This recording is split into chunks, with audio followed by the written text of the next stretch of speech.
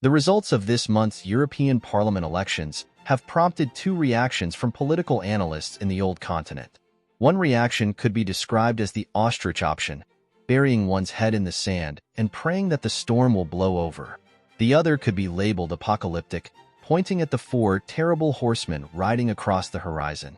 The Ostrich Party points out that despite the successes scored by radical right parties, the next European Parliament will still be dominated by right-of-center and social democratic outfits stuck in the past and determined to maintain the status quo. The apocalyptic analysts, however, warn of looming mayhem, some even claiming that fascism is coming back to Europe.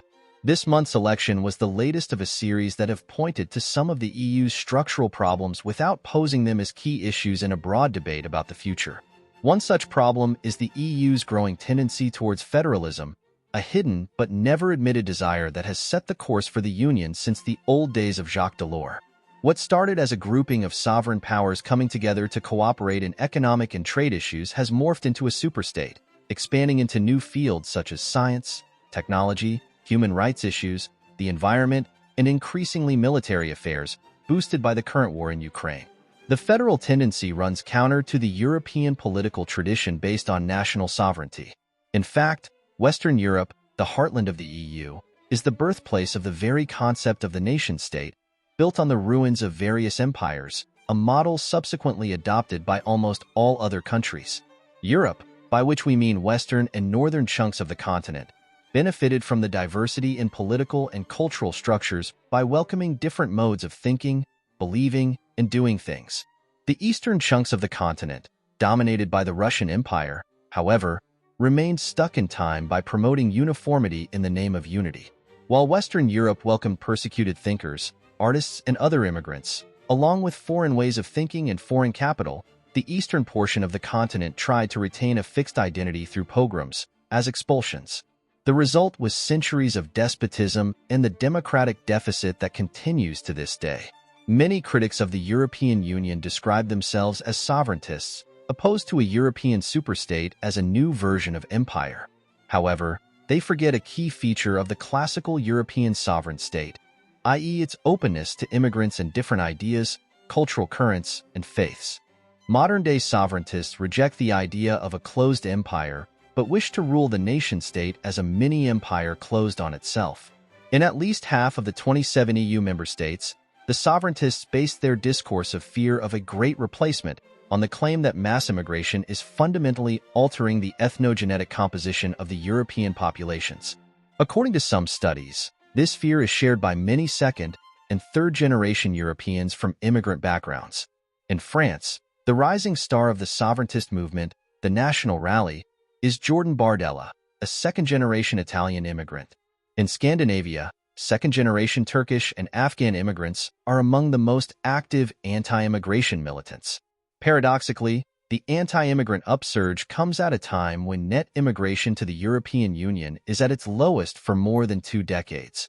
While anti-Islam and/or Muslim groups form part of the anti-immigration constituency, we also witness the emergence of what might labeled Islamophilia among radical leftist groups. Touring several polling stations in Paris last Sunday, we saw groups of radical left militants with Palestinian flags and keffiyehs calling for support for candidates of the pro-Putin France Unbowed, La France Insoumise, whose campaign posters call for immediate ceasefire in Gaza. In the first mass rally against the success of the National Rally in the election, thousands of progressive militants gathered in the Place de la République to defend French values. However, there was not a single French flag in sight. Instead, we had a forest of Palestinian flags with slogans against the EU leadership, US President Joe Biden, and of course, Benjamin Netanyahu.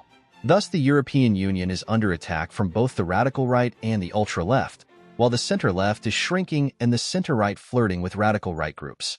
European democracies face the danger that Hobbes warned against 2 centuries ago.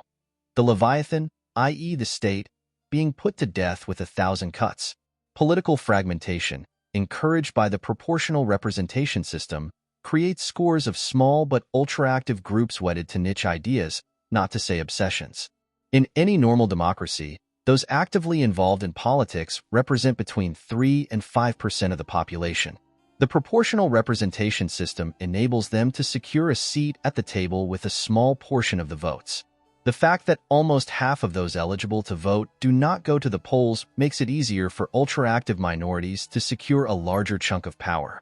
In France, for example, the National Rally won 31% of the votes cast by half of the electorate, but its victory prompted President Emmanuel Macron, recently trying to act as a one-man government, to dissolve the National Assembly and call for fresh general elections, a decision that even his Prime Minister Gabriel Attal didn't agree with. The latest EU election showed at least one thing. The EU is becoming increasingly unpopular. Under growing pressure from the fringes both of right and left, it is doubling down on some of the policies that occasioned its unpopularity. The seemingly endless war in Ukraine, the unnamed flames of inflation, the failure to redefine globalization, the temptation of economic nationalism, the question mark that hangs over the alliance with the United States, the inability to decide whether China is a promise or a threat, and a series of recent corruption scandals have led the EU into deep waters. Almost 5 years ago, a combination of the same factors led to Brexit in Great Britain with the results we know. In most 27 remaining members of the EU, Brexit is seen as a warning. French supporters of leaving the EU collected just over 1% of the votes in this month's elections. However, the only enthusiastically European list, led by the socialist Raphael Glucksmann, didn't reach 14%, something to write home about. All in all, not a good day for the aging union.